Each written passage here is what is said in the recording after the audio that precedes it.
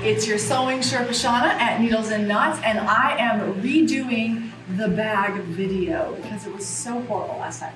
So this is for the stitch by stitch class, and I'm going to add a few extra things in, but basically there's a formula for creating your own custom sized bag on the blog post, which is, you're either here or it's a link below. And I'm just going to get right into it. So I have my patterns here that are for the size of the bag that was in the class. Again, you can do it any size you want to.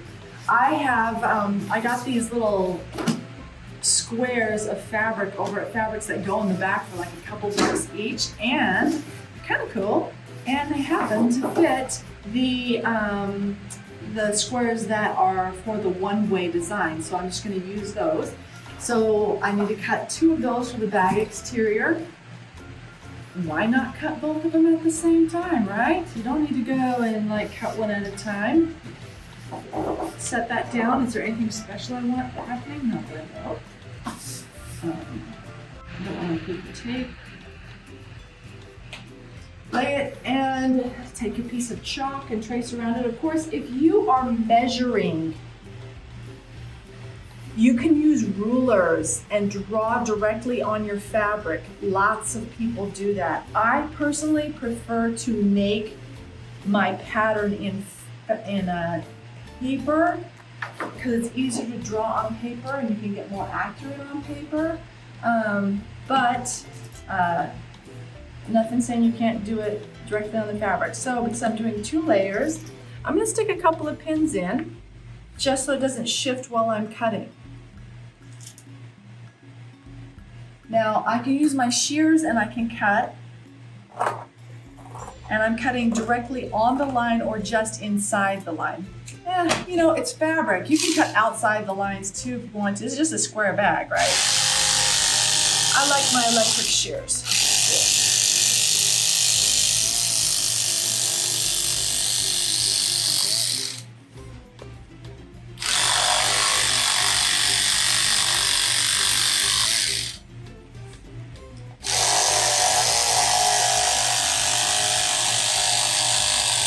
So this fabric is quite a bit heavier than what you probably used in class. In class, I said everybody bring, a light, a regular quilter's cotton. That was just for ease of sewing. But as you get more and more into this bag, this is a really appropriate bag for a heavier weight fabric. And if you don't have heavier weight fabric, you can also, cut your sides out of the lighter fabric, and then you can get a stabilizer and cut the same pieces in the stabilizer and sew the 2 together, and that'll give you like a really crisp, firm fabric when they're combined. So now I have my inside bag, which this time I have decided to do with a dark blue twill, and I can use the full-size pattern and just fold it. So I don't want to waste a whole bunch of fabric, so instead of cutting it on the straight grain, remember that line that's supposed to be parallel to your selvage? I'm going to do it on the cross grain because I know that this fabric's really sturdy, and I know the exterior bag is really sturdy, so I feel like I can get away with that. So this is how I'm going to lay it out here. Again, I'm going to trace around it, and I'm going to make sure that this edge is parallel to the selvage, right? So I have these little notches in here because at the beginning I was like, we're going to notch it, follow the notches, but didn't end up working. Uh-oh.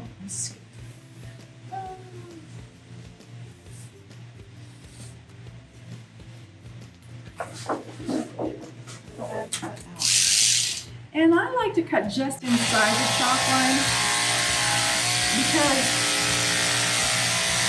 the chalk is not very healthy for scissors or electric shears. Chalk is abrasive.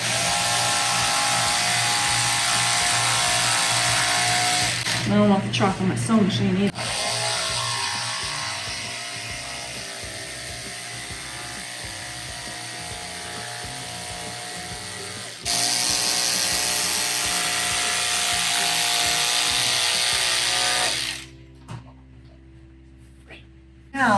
have two handles that need to be cut.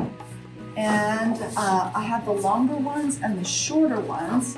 So the shorter ones were the original handle size, and the longer ones, got this fabric here.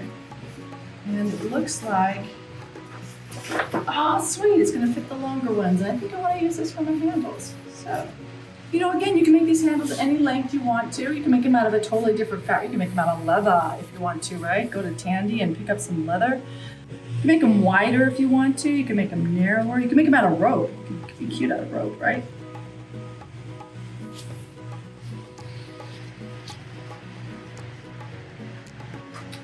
Perfect.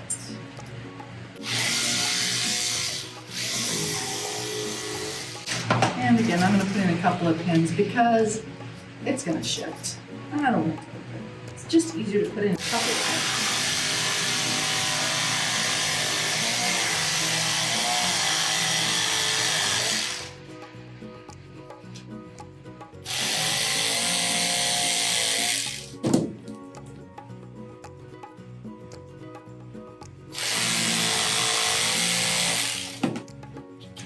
These headers, that's what they're called, fabric headers, oftentimes have tape on them to stabilize the edges, so got rid of that. So, two handles, the bag, there we go. Next, I need to sew these two pieces together, and there is a direction on my pattern. There's a top and a, this is not square, it's a rectangle, and I need to make sure I do it right, otherwise it's not going to sew the lining. You have to make sure that you have the aspects correct if you're doing that, otherwise one will end up narrower and longer, or you know what I mean? So top, bottom, got it. Bottoms need to be sewn together, and we always sew right sides together. So I flip this over, and I'm gonna sew a 1/2 inch seam across the bottom. Now this entire bag can be is sewn with a 1/2 inch seam. But again, when you do it on your own, do it with a 1/4 inch seam, do it with a 5/8. You can do whatever you want. So I have entered the 20th century. Clips are really great. You can use pins or you can use clips. I'm using clips. Give me over the sewing machine. Okay, so I'm gonna be sewing this at a 1/2 inch. So over here I have this thing that says 5/8. 1/8 to the left of that is 1/2 inch. That 1/2 inch is really hard to see for me, but I'm pretty good with that. You know what I'm gonna do? Instead of trying to follow that little guide, I'm gonna move my, which is about a little over 1/8 inch from my foot, I'm gonna move my needle over so I can use the edge of my foot as a guide. So if I move my needle all the way over to the left, the edge of my foot is a 1/2 inch. I've measured that before, so I know. All right, sewing. Sewing is straight stitch, 2.5 length, don't forget to back tack.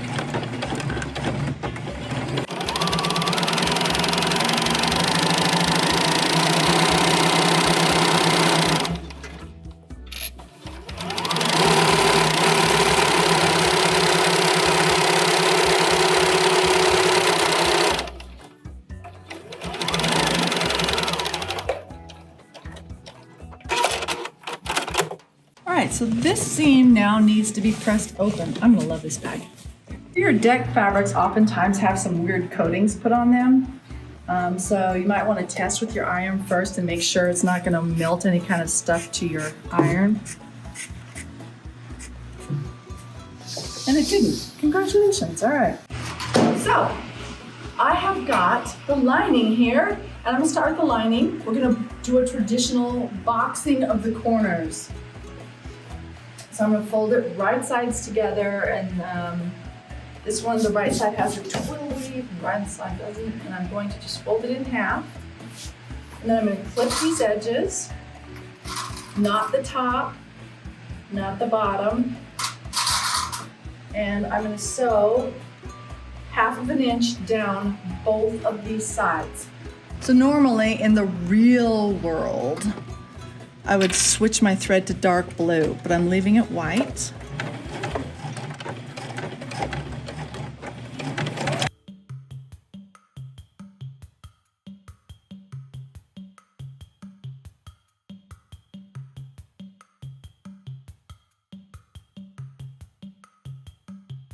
Back tack at both ends. If it's a seam, you back tack it.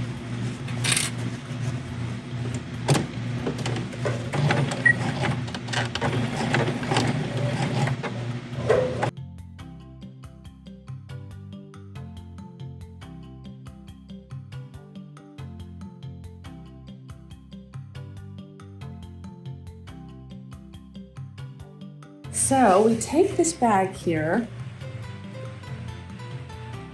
and I'm going to open it up in the middle, line up the two edges. So here's my two side seams, and I'm going to kind of just tap, tap, tap it. So if you look at the table, I've got like a triangle here, triangle here.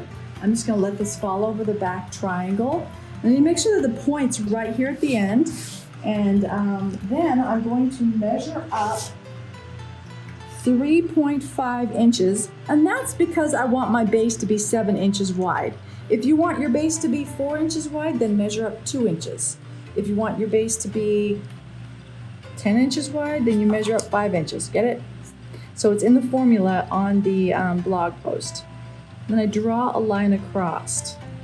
And I can double check that I drew accurately if this is the same measurement as this. And it is, they're both 5 inches. So I drew it accurately. If one of them turns out 6 and one turns out 4, you know your ruler was at an angle. And I'm gonna do the same thing to the other side. 3.5 up. Draw my line across.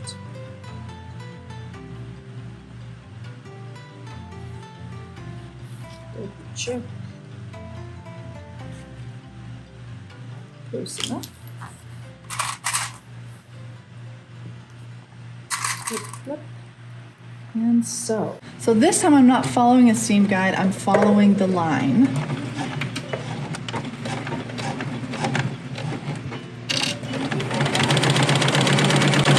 When I get to the center, I'm gonna open it up.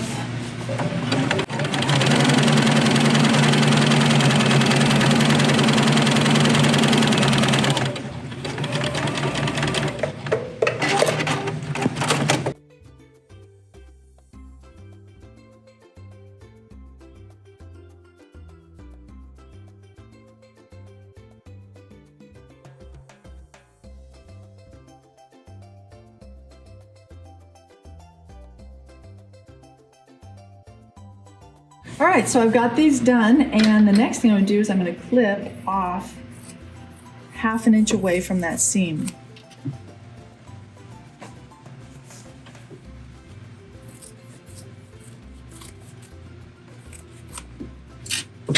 Cool, huh? So now when I flip it out, I have boxed corners. So easy. The next kind of boxing that we're gonna do is Korean boxing. And I call it Korean boxing because I learned from a Korean woman. I don't know what it actually is called, but I have seen it on a few purses. So this one, you take it and you fold it in half, right sides together, just like we did before. Now I'm gonna take this, I'm gonna measure up 3.5 inches from the seam. Not from the edge, but from the seam, because the seam is my new kind of like fold edge. So 3.5 inches up, I'm making a mark. Other side, 3.5 inches up, I'm making a mark. So if on the bag, the interior, I had done like 4 inches, I do this 4 inches. If I did 2.5 on that, I do 2.5 on this. This has got to match that. So I did 3.5 on that, I'm doing 3.5 on this. Now, once I have that marked, I can tip it over to the back side and mark it in the same spot on the back side. Yep, this is totally different. Now I'm gonna take it, I'm gonna lay it flat, right side up, and I'm gonna take these two marks, I'm gonna pinch them. I'm gonna bring them up to those two marks, and then I'm gonna pinch those ones. So I've made my little M sandwich, right? I made a little M here.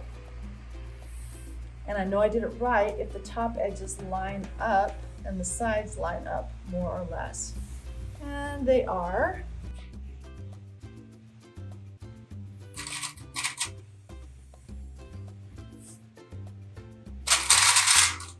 I'm going to sew those two edges at 1/2 inch. Not across the bottom, not across the top, just those two edges. And it doesn't matter if you start from the bottom or the top, really. I'm just starting from the bottom because it ended up at the machine first.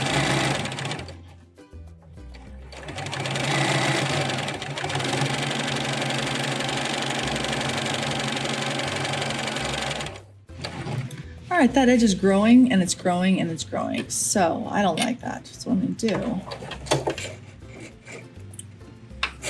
sometimes happens, especially this kind of sticky fabric. So I'm gonna see if I can trick it into ungrowing.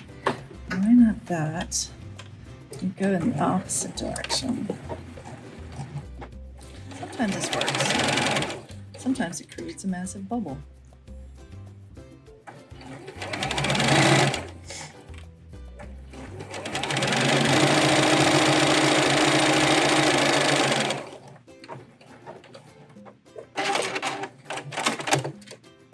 And it worked. It eased itself in, more or less, is what happened. There. Okay. The other side.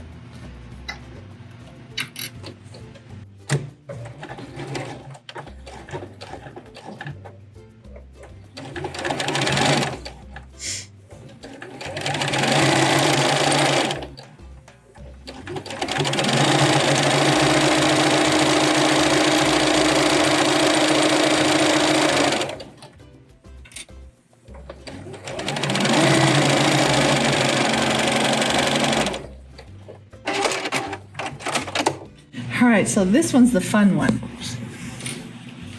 When you flip it out. Oh no, I ruined it. Just kidding.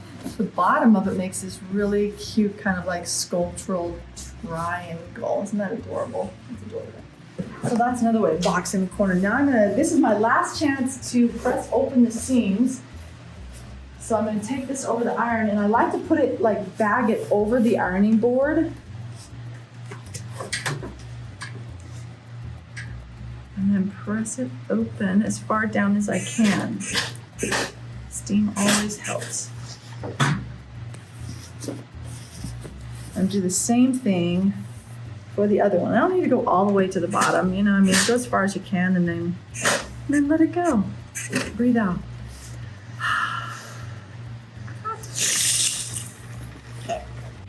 And now I need to press out the side seams on this real quick, so I'll just be just exactly the same way. I'm just going to thread over the end.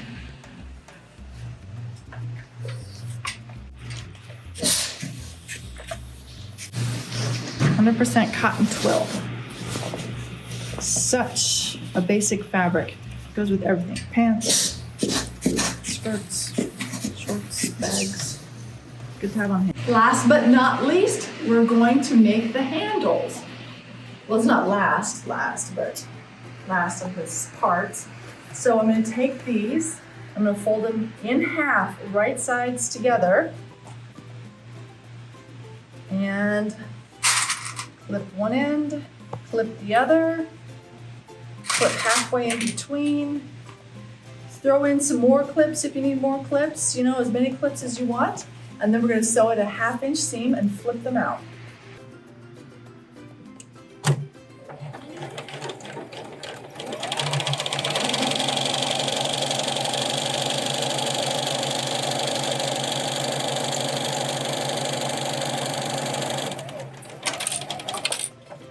Figure out this.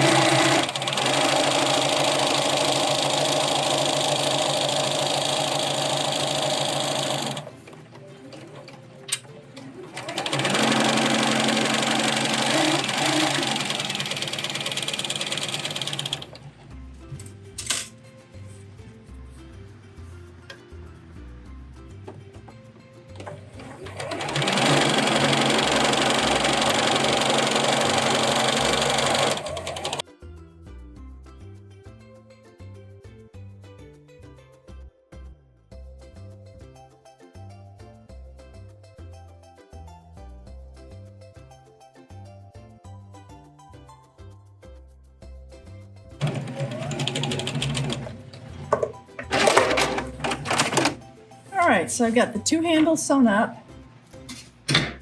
And I'm going to take my trusty loop turner here, and I'm going to go all the way down. Now this is a really thick, sturdy fabric, and sometimes when you're, of course I picked the only one with a broken gate. Oh well, I'm still going to use it. I think it's going to work.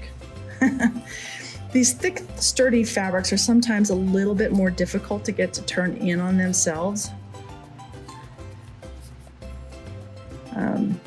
And if it's too much of an effort, there's a different way you can sew it called couching, where you press one side under and then press the other side under, and that wasn't too bad.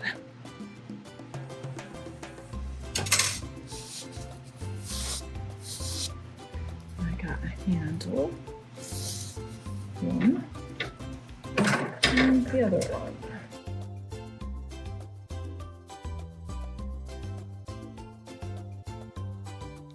So with these handles, you know, after you press them, you can do some top stitching on them to make them look nice and kind of keep the pressing happening so they don't come unpressed. I keep snagging the fabric because the gate's open. And you know, you could do some decorative stitching on it. You could put some additions to it, but you really got to do everything to it before you attach it to the bag. Because once you attach it to the bag, it makes it a lot harder. So I'm going to go over to the iron and press it out.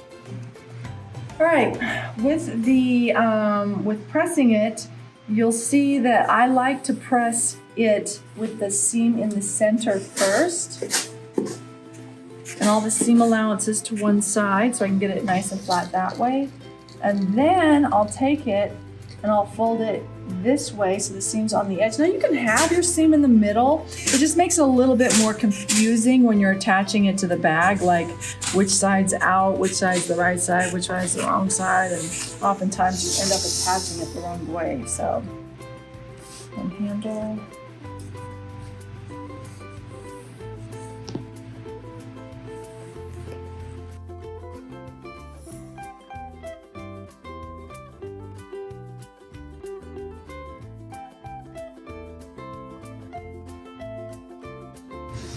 All right, two handles. I'm going to take these handles and I'm going to attach them to the right side of one of the, and just to make it easier, I'm going to do it through a lining. So I'm going to flip the lining right side out. Easier as in like easier for you guys to see. It doesn't make any difference for me on this end. So I've got this flipped right side out. So I'm looking at the good side of the lining. I'm going to find the center of my bag by folding it in half. So I fold it in half. I'm going to give myself a little chalk mark there on both sides, so I know where the middle of my bag is.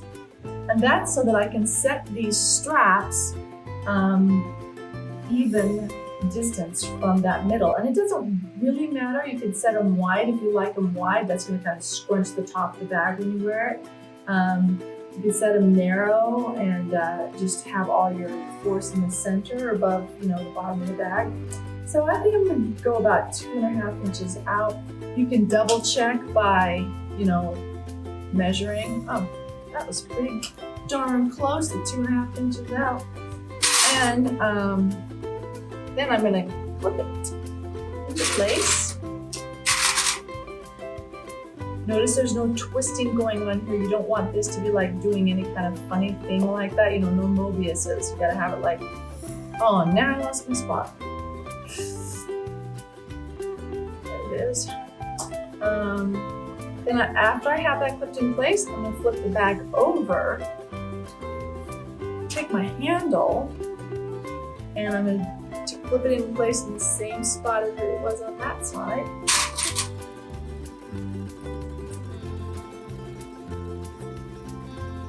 I'm going to tack these into place on the sewing machine. All right, so when you tack them into place, make sure that they're squared up to the edge. You don't want them to be at any kind of an angle, because if you do that, then they're going to be permanently at that angle. You want them to be squared up.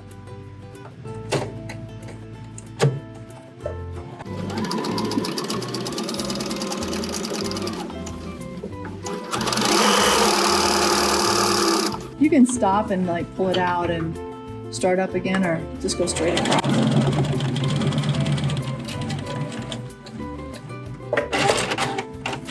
I didn't bother back tacking because, like I said, I'm just kind of tacking them into place. I'm getting them set for the next step.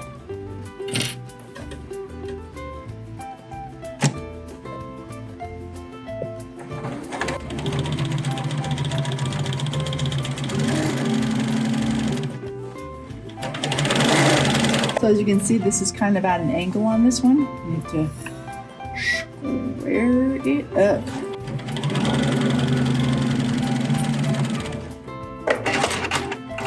Alright, so now it's attached. These are all attached to the bag on the liner. It doesn't matter if you do to the liner or you do it to the outside, just as long as you're doing it to the right side of the bag. So my seams and stuff are on the inside. I'm doing this to the right side of this. Now I'm going to take my actual outside bag and I'm going to turn it inside out. Say what? Inside out? Yeah, you got to do it inside out. Everything in sewing, right sides together. Backwards, inside out, upside down. It's the fun of it. It's the fun of it, trust me. It's the fun of it. So I'm stuffing this bag into this bag. It's called bagging the lining, and this is how you do suit jackets. This is how you do pretty much almost everything. Now that little handle shouldn't be sticking out. It should be sandwiched between the two good sides. So it's in there. I don't see it anymore. I don't want to see my handle sticking out at all. Then I'm going to clip my side seams together. My high gloss fingernail polish won't let me grab onto anything.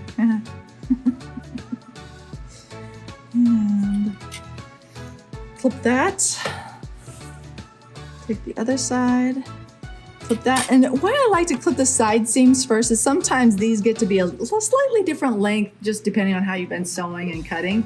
And so you're kind of going to distribute everything evenly. You know you want your side seams to line up. I kind of like give this a nice tight pull, get everything to distribute. And indeed, my outside is a little bit bigger than the inside. So if I have one side that's kind of grown or has gotten bigger, it's always going to be the side that I put towards the feed dogs. So right now, I can sew around the top and have this on the feed dog side. But you know, another thing you can do is you can take your tool tray off here or whatever you have going on and create, you know, this free arm function, and then you can go around it. So if I do that, then all of a sudden my stretchy side's on the top, and I don't want that to happen. So I can just flip it inside out. Now, the last thing I'll remember to do is I don't want to close the whole bag up. I've got to leave an opening for my hand to get in so I can pull everything out. So I am going to put myself a double clip where I want to stop, and then a double clip where I want to start. So there's an opening for my hand. I don't want to put it over top of the handles, and I don't want to put it over top of the side seam. It's got to be somewhere else. So it's just kind of close to the side seam. All right, so, oops, this is my start spot.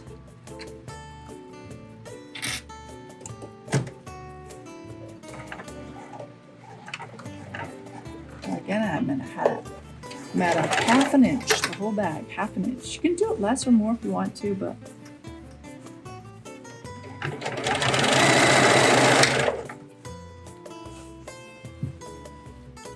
Make sure your top edges are lined up. Watch the edge of your foot or whatever your guide is. Don't watch the needle. Don't watch what's coming up. You gotta watch that spot right there if you want to sew straight.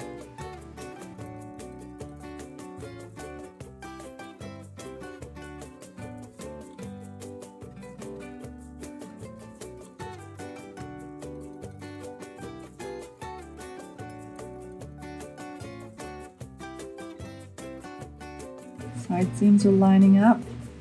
If they're not lining up, you need to address that. You don't want to keep growing and growing as you're going around. You want to handle it as you go. Just like everything in life. Handle it as you go.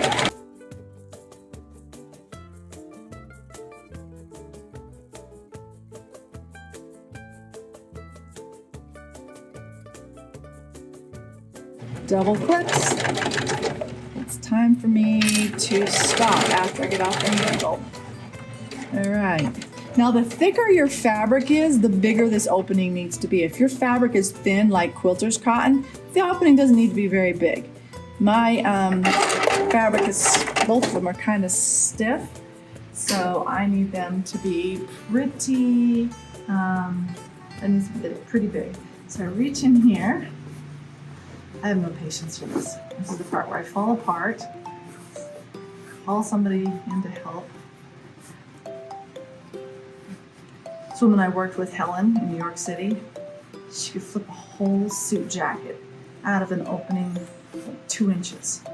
You'd never see it. You'd never know.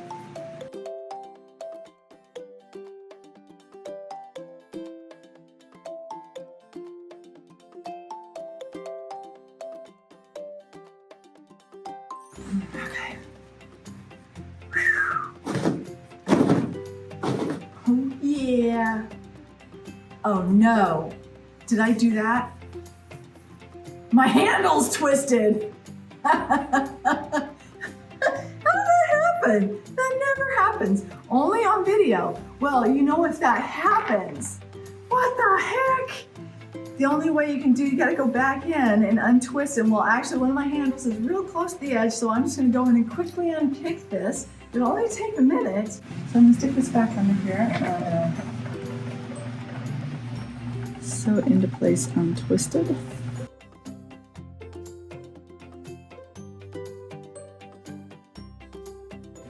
You might have to flip the whole bag right side out. I mean, you might have to if something like that happens. But the great thing is with sewing that you can, right? You can go back in and pick a couple things, fix it. Life goes on.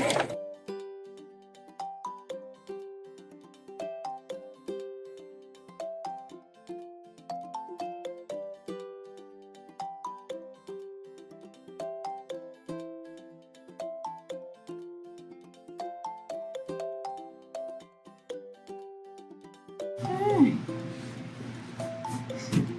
Now, last but not least, we're going to be sewing around the entire top edge again. And so these handles are going to be sewn over like 3 times, which is really nice. That makes them really sturdy. And you know, you can do a lot of things with this bag. You can put pockets on the outside, you can put pockets on the inside, you could do, you know, reverse applique, you could do applique, you could put like beads, trim, so many things. This is just your base bag, right? Have some fun with it. So I'm gonna go over to the iron and help myself a little bit before I start pressing that top edge and get them to line up.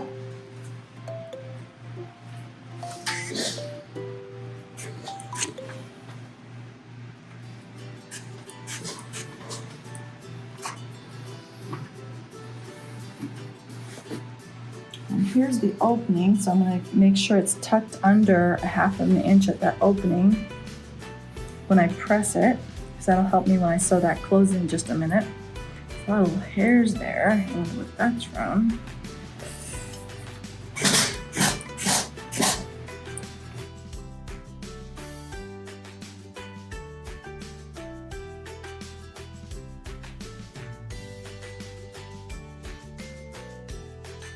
Some people really like pressing a lot as they're sewing. Some people like clipping threads a lot.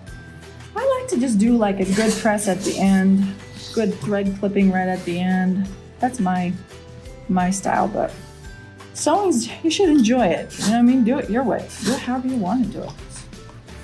Spend a lot of time at the iron meditating on steam. Steam's actually pretty good for your skin, right? Okay, I've got it. I'm gonna sew it done. I'm gonna start somewhere near the edge.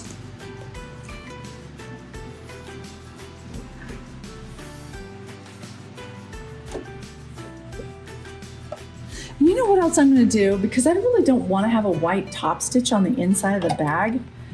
I'm gonna put some dark blue on the bottom, right? Why not? Sometimes you want it to stand out and sometimes you don't. The only reason why I don't want this to stand out is I know it's a bulky top edge that I could very easily look wobbly on the back, even though I'm sewing perfectly straight on the front, of course.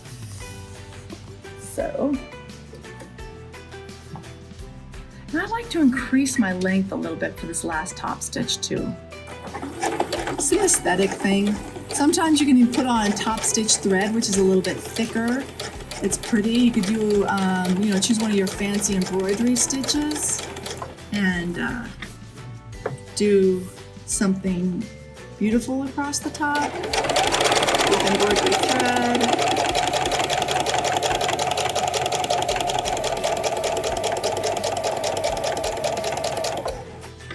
See, so you can't see it on the back, and the white's good on the front. You do actually, I mean, if you're real confident with your sewing, you can do a contrasting thread that's a different color entirely. Okay, so this is that one. Yeah, you're the problem. It's you. So I'm closing up the hole right now, making sure everything lines up as best as I can at the top. Sewing real close to the edge to close that hole up.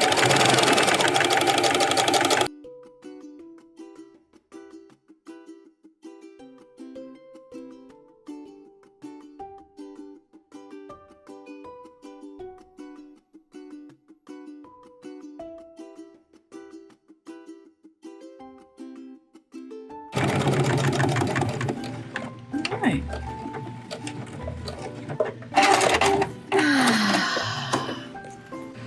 So besides clipping a few pieces of thread off of here, this little tote bag is done diggity done.